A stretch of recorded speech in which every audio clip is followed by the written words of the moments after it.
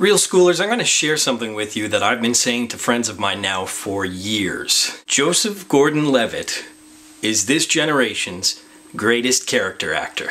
And yes, I'm talking about the kid from Angels in the Outfield and Third Rock from the Sun.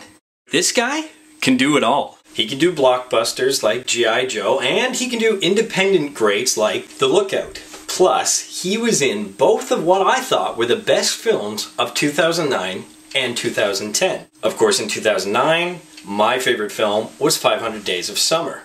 And in 2010, arguably one of the greatest films of all time, alright, I'm pushing it a little bit, but it was a really good movie, was Inception. I mean, brother even did his own stunts.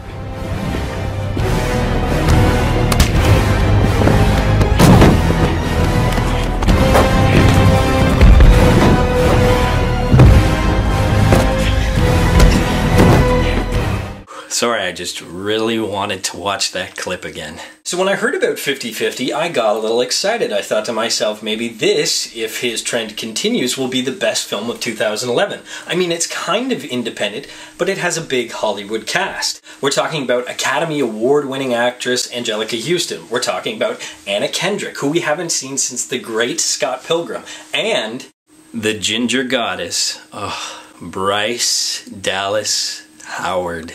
So, a seemingly good story, a very solid and proven cast.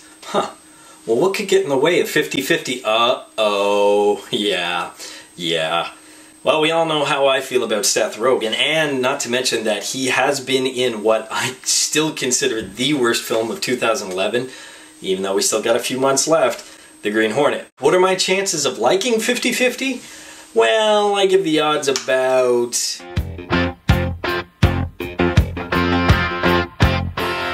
50/50 was based on the real-life tragic story of Seth Rogen and one of his best friends, writer Will Reiser. Wait a minute, it's not a tragic story about cancer. It's an uplifting tale about conquering illness and rebuilding your life. What I would have liked to have seen rebuilt is Seth Rogen's career.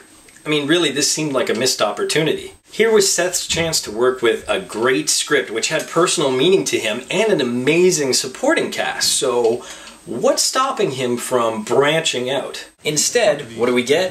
Well, the same sex and pot jokes that we've seen 1,000 times before in Seth Rogen films. Has she been sucking on your dick? You can give me blowjobs? Well, she doesn't like to. She doesn't. No fucking shit she doesn't like to. Who likes putting dicks in their mouth? You do it because that's what they call them, blowjobs. Don't get his job. What I really would have liked to have seen more of are the scenes where Kyle, Seth's character, and Adam, played by Joseph Gordon-Levitt, have more of a moment to connect, where you really believe that they're best friends. Take this one, for example. I mean, apparently this entire scene was improvised, and it really shows that Seth Rogen, well, he can act. Yeah, he's funny at the same time, but he can act. It's totally good. It's totally uneven. Totally normal. How do you get it, like, Jesus Christ? It's really weird. We shouldn't have done this. Yeah, big mistake. Why didn't we go to a barber? That would have been a good idea if we paid someone to do it. Using your fucking balls trimmers instead of going to a barber. I never wash them, ever. And it's not my balls, it's my asshole. I'm joking. You're not joking. Not at all. Otherwise, it's really a case of one of these things is not like the other, and Seth's character really stands out of place in a pretty heartfelt dramedy. This is also only a week after I gave props to Seth Rogen's protege, Jonah Hill, in his amazing dramatic role in Moneyball. So Seth, if you're listening, fellow Canadian, time to branch out, brother. Take a page from Jonah Hill's book. But on the flip side to Rogen, you had Joseph Gordon-Levitt, who, in my eyes, really can't fail. But originally, it was supposed to be James McAvoy. He had to drop out. And Joseph Gordon-Levitt, well, he scooped up the role and agreed to do it only a few days before they were supposed to start shooting. Now, don't get me wrong, I love McAvoy. He was nominated for his role in Last King of Scotland, and I am a huge fan of his work as Professor X in this summer's X-Men First Class. Having said that, I just couldn't see him in the role. But Levitt, I saw pulling it off the entire time. You needed somebody like Levitt. Somebody who not only has great comedic timing, but somebody who could really wrench at your heart. And trust me, there are some truly heart-wrenching scenes in this movie. You need somebody who can act in blockbusters and independent films. You need somebody who, well, is 50/50. But as much as I would love to give Levitt this episode for the win, I'm not going to do it. And I'll tell you why. it's pure jealousy.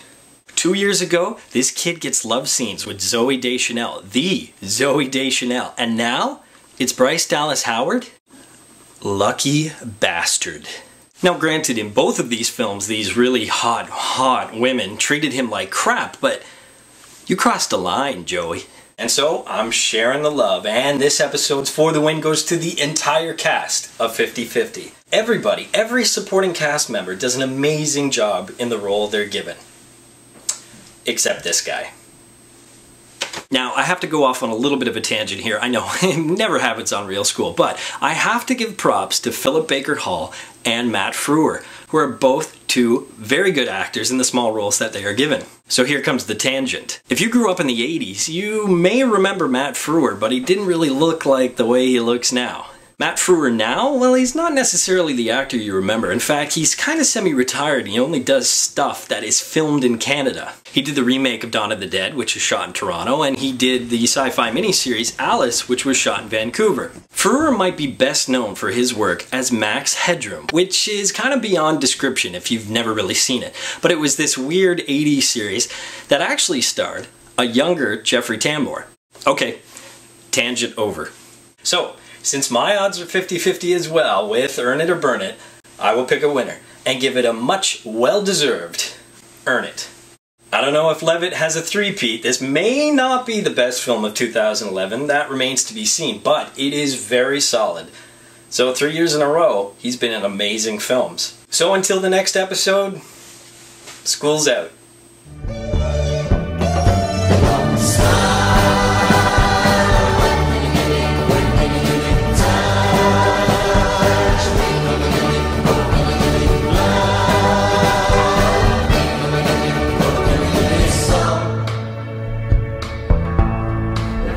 Carries on.